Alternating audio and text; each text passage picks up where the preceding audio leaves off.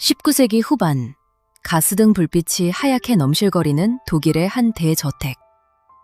서재 벽면은 가문이 대대로 수집해온 눈부신 명화와 황금식기, 정밀한 천문시계 같은 귀한 보물들로 가득했다. 오토마타 에드워드 역시 그 화려한 진열장 한 구석을 차지한 골동품 중 하나일 뿐이었다. 낮 동안 에드워드는 완벽하고 진기한 기계의 표본이었다. 어른들이 고위 귀족들 앞에서 태엽을 감으면 에드워드는 미청년의 모습을 한 채 글을 쓰는 동작으로 기탈펜을 움직였다. 언제나 똑같은 속도, 똑같은 궤적으로 쓰이는 문장은 라틴어 명언들이었다. 사람들은 그 신기한 움직임과 정밀함에 감탄하며 가문의 부를 칭송했지만 16살의 레아에게 그것은 보이지 않는 벽에 갇힌 존재처럼 보였다. 하지만 깊은 밤, 저택의 모든 불이 꺼지고 레아가 홀로 서재를 찾아 유리 진열장을 열면 전혀 다른 신비로운 순간이 시작되었다. 에드워드. 레아가 숨을 죽여 이름을 부르면 인형의 가슴 깊은 곳에서 나직한 기어 마찰음이 탁 하고 울렸다. 낮 동안 허공을 향해 박제되어 있던 에드워드의 고개가 부드러운 곡선을 그리며 레아를 향해 돌아섰다. 가스등 불빛을 반사하는 푸른 유리구슬 눈동자 너머로 차가운 기계 인형이라고는 믿을 수 없는 따스한 생동감이 감돌았다. 레아가 낮 동안 겪었던 가문의 엄격함, 형제들 사이에서의 소외감과 고독을 조곤조곤 털어놓을 때마다 에드워드는 가만히 귀를 기울였다. 그리고 최고급의 코튼 용지에 사각사각 글씨를 써내려갔다. 처음 종이에 닿을 땐 청보라색이던 글씨가 점점 영롱한 흑색으로 변했고 종이 주변으로 라벤더 향기가 은은하게 번졌다.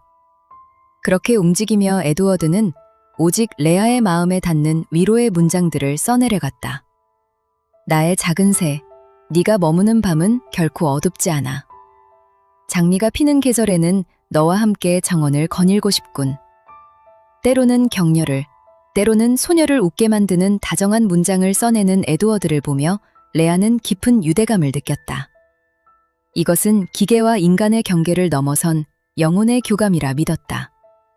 그러던 어느 날, 레아는 서재의 오래된 가문 기록을 뒤지다가 기묘한 일지를 발견했다. 과거의 선조들 역시 밤중에 에드워드를 찾아왔었다는 기록이었다. 그러나 기록 속 에드워드는 그들에게 밤에도 그저 무미건조한 라틴어 명언만 반복했을 뿐이었다.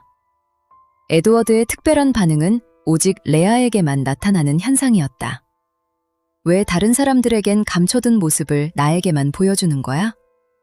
그날 밤 레아의 질문에 에드워드는 대답 대신 아름다운 붉은 잉크를 듬뿍 묻혀 코튼지 위에 커다란 장미 한 송이를 정성껏 그려 보였다. 그 정교한 몸짓에 경탄하며 레아는 에드워드의 비밀을 더 알고 싶어 진열장 밑단에 숨겨진 비밀 수납장을 뒤지기 시작했다. 그리고 그곳에서 먼지 쌓인 200년 전 최초 제작장인의 빛바랜 일기장을 찾아내었다. 오래된 종이 위에 적힌 장인의 필체는 누군가를 향한 지극한 애정과 다정함으로 가득 차 있었다. 200년 전 신동이라 불렸던 17세 천재 시계장인에게는 자신의 예술 세계를 이해해주던 소중한 존재가 있었다. 순수했던 소년 장인은 그 특별한 사람을 깜짝 놀라게 해주고 세상에서 가장 환하게 웃게 만들어주고 싶다는 순수한 열정으로 이 인형을 계획했다. 그녀의 손짓, 목소리의 톤, 그녀만의 향기, 다가올 때의 미세한 공기 흐름을 관찰해 인형 내부 디스크에 고스란히 각인시켰다.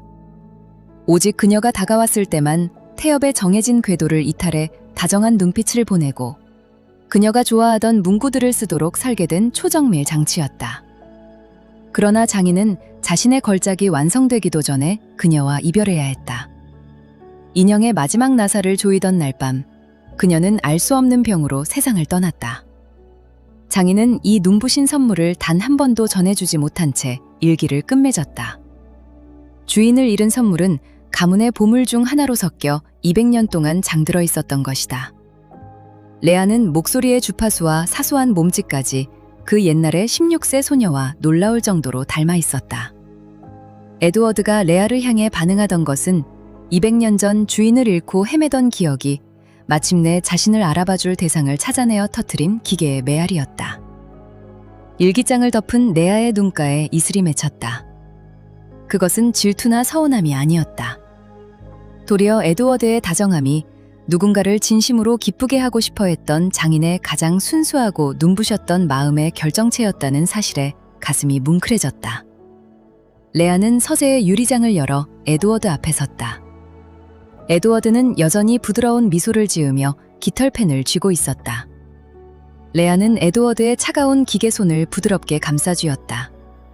인간의 온기가 금속을 품은 목각 인형의 피부 위로 스며들었다. 너무 오래 기다렸지, 에드워드? 레아는 에드워드의 눈을 응시하며 속삭였다.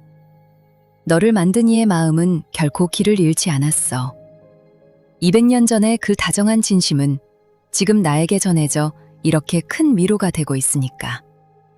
레아는 펜을 쥔 에드워드의 손을 이끌어 종이 위에 함께 글을 적어 내려갔다. 그것은 긴 세월을 건너온 진심에 대한 응답이었다. 서재의 정적 속에서 깃털펜이 코튼지를 사각사각 긁는 소리가 어느 때보다도 감미롭게 울렸다. 나를 위해 만든 이 눈부신 선물을 봐. 나 지금 정말 행복하게 웃고 있어. 문장의 마지막 마침표가 찍히는 순간 에드워드의 가슴 속에서 태엽이 아주 부드럽고 길게 풀리는 소리가 들려왔다. 인형의 표정은 마침내 오랜 소명을 다한 듯 평온해 보였다. 에드워드는 고개를 아주 천천히 숙이며 고요하게 멈춰섰다.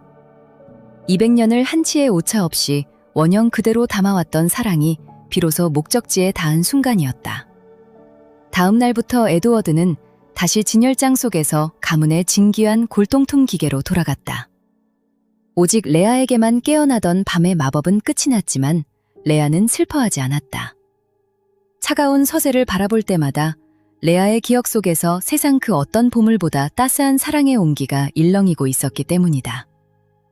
레아는 한층 더 단단해진 마음으로 서재의 문을 열고 자신의 삶을 향해 걸어나갔다.